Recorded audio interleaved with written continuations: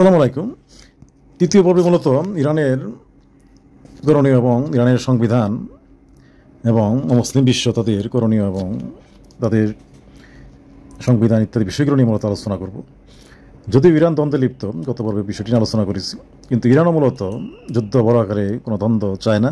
কারণ হলো ইরানও মূলত বিশ্বে অর্থনীতিতে ইরানের অবস্থান 18তম, অর্থাৎ 200টি রাষ্ট্রের মধ্যে বাংলাদেশের অর্থনৈতিক ব্যবস্থাপনা অর্থনৈতিক স্কোর মূলত 35তম, যেখানে ইরান 18তম, অর্থাৎ ইরানের অর্থনৈতিক সক্ষমতা বাংলাদেশের অর্থনীতির দ্বিগুণ, যেখানে ইরানের জনসংখ্যা আবার বাংলাদেশের জনসংখ্যার অর্ধেক। যার ফলে ইরান একটি মূলত উন্নয়নশীল রাষ্ট্র হলেও এটি উচ্চ মধ্যয়ের প্রায় একটি ধনী রাষ্ট্রে বলা চলে। অর্থাৎ ইরানের অর্থনীতিটি মূলত তেল আর গ্যাসের উপর নির্ভরশীল। বিশেষ করে বিশ্বের 10% তেল এবং 15% গ্যাস ইরানে রয়েছে, যদিও পাশাপাশি অন্যান্য খনিজ সম্পদ রয়েছে। মূলত তেল আর গ্যাস এই দুটি ইরানের অর্থনীতির বড় শক্তি। এই হলো ইরানের মূলত অর্থনীতির অবস্থাপনা। পাশাপাশি ইরানের যে একটি ভালো দিক, সেটি হলো মূলত ইসলাম বিপ্লবের পর ইরান জ্ঞান বিজ্ঞানে ভালো বিনিয়োগ করেছে এবং অবদান রাখতে শুরু করছে। সেক্ষেত্রে দেখা যাচ্ছে 2024 সালে ইরান মূলত মুসলিম বিশ্বের মধ্যে জ্ঞান বিজ্ঞানে দ্বিতীয় স্থানে অবস্থান করছে, অর্থাৎ আরব আমিরাত জ্ঞান বিজ্ঞানে প্রথম স্থানে অবস্থান করছে আর ইরান সেক্ষেত্রে দ্বিতীয় স্থানে অবস্থান করছে। এখন ইরানের যে বিষয়টি দেখা যাচ্ছে জ্ঞান বিজ্ঞানের ক্ষেত্রে, মূলত অন্যান্য বিষয়গুলোর ক্ষেত্রেও ইরান বিশেষ করে কিছু অস্ত্রশস্ত্র এবং মেডিসিন এবং কিছু কিছু বিষয় দেখা যাচ্ছে, এমনকি করোনা ভাইরাসের টিকা পর্যন্ত ওষুধ, এগুলো সে নিজেই নিজস্ব প্রযুক্তি ব্যবহার করেই তৈরি করতে সক্ষম হচ্ছে।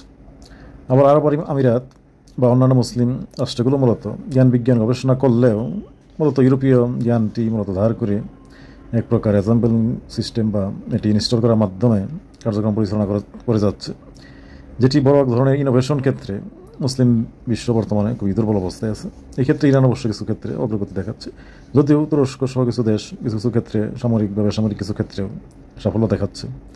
আবার মুসলিম কিছু যৌথভাবে ইউরো আমেরিকায় মুসলিমদের সাথে ইহুদি খ্রিস্টানদের সাথে বিশেষ করে বিভিন্ন গবেষণা কার্যক্রম পরিচালনা করে যাচ্ছে। যেমন অক্সফোর্ড এক্সট্রাজেনা করোনা ভাইরাসের টিকা মুসলিম এটি সে আবিষ্কার করতে সক্ষম হয়েছে, তুরস্কের নাগরিক।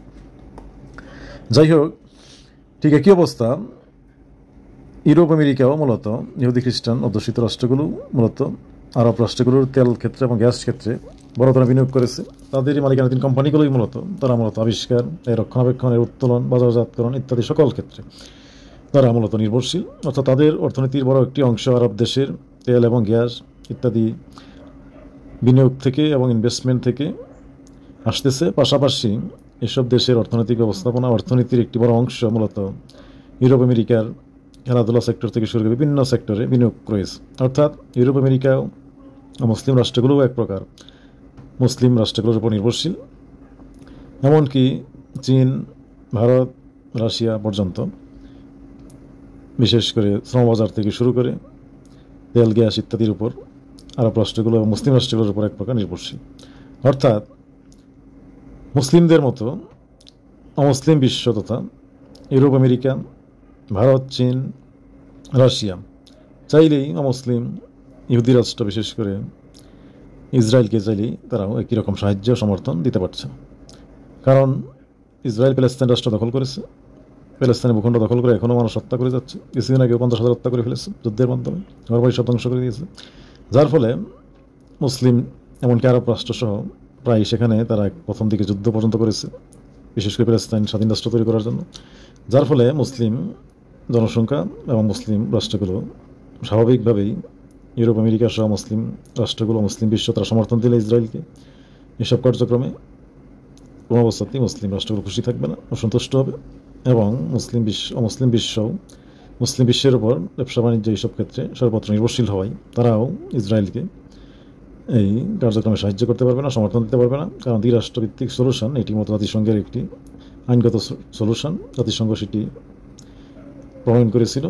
যার ফলে কোনো অবস্থাতেই অমুসলিম অধ্যুষিত রাষ্ট্রগুলো মুসলিম বিশ্ব কোনো অবস্থাতেই অমুসলিম রাষ্ট্র হওয়া সত্ত্বেও ইসরায়েলকে কোনো ধরনের সাহায্য করতে পারবে না, এটি তখন আইনের লঙ্ঘন হবে। আবার একই অবস্থা ইরান পারমাণবিক বোমা তৈরি করলে এটি আইনের লঙ্ঘন।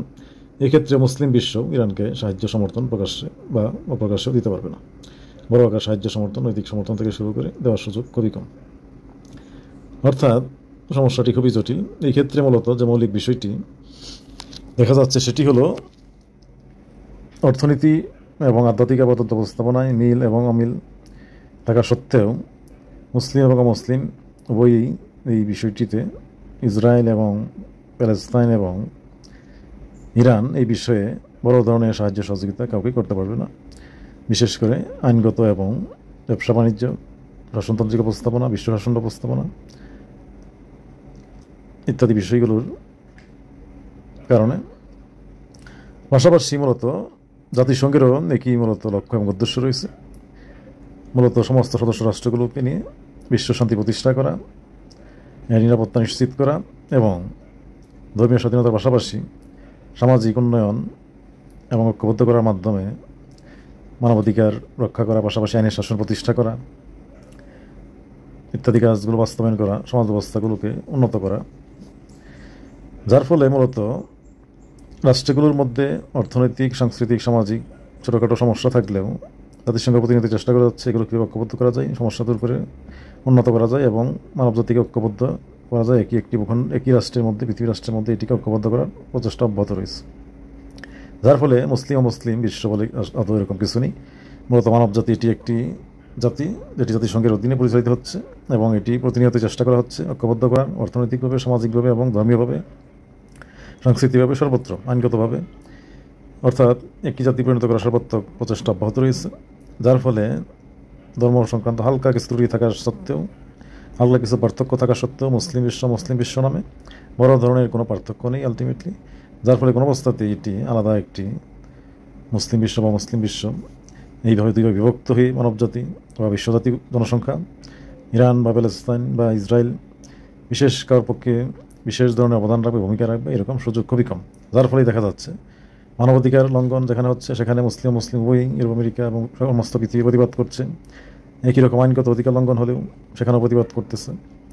যার ফলে ইরানের যুদ্ধ বা প্যালেস্তাইনের ওপর যুদ্ধ বা ইসরায়েলের দখলদারিত্ব, এমনকি প্যালেস্তাইনেরও মাঝে মাঝে আক্রমণ, গুম করা বা ইত্যাদি বিষয়গুলো, এমনকি ইসরায়েলের ওপর আক্রমণ, পারমাণবিক স্থাপনা বানানোর কিছুতে বা পারমাণবিক বোমা তৈরি করার চেষ্টা করা ইরানের ইত্যাদি বিষয়গুলোতে মূলত মানুষ ন্যায়, ইনসাফ এবং আইনগত বিষয়, মানবাধিকার এই বিষয়গুলোর উপর ভিত্তি করেই আলোচনা এবং সমালোচনা করে থাকে এবং পক্ষ বিপক্ষ অবস্থান নিচ্ছে মুসলিম এবং অমুসলিম বিশ্ব বা তথা অধ্যুষিত জনগোষ্ঠী দেশগুলো। সেই বিবেচনায় মূলত ইরানের পাশে থাকা বা ইসরায়েলের পাশে থাকা এইভাবে জাতিগোষ্ঠীগুলো, জনসংখ্যাগুলো সমর্থন দিচ্ছে বা বিভক্ত। আমি পরের পর্বে মূলত ইরানের সংবিধান এবং শাসন ব্যবস্থাপনা, পাশাপাশি মুসলিম বিশ্ব বা মুসলিম রাষ্ট্রগুলোর শাসন ব্যবস্থাপনা এবং সংবিধান, আইন প্রণয়নের দিকগুলো, পাশাপাশি ইউরোপ আমেরিকার সহ মুসলিম বিশ্ব বা মুসলিম দেশগুলোর আইন প্রণয়নের যে পদ্ধতি বা তাদের প্রচেষ্টা, যেটি মূলত পার্থক্য এবং সাদৃশ্য ইত্যাদি বিষয়গুলো নিয়ে মূলত আলোচনা করব।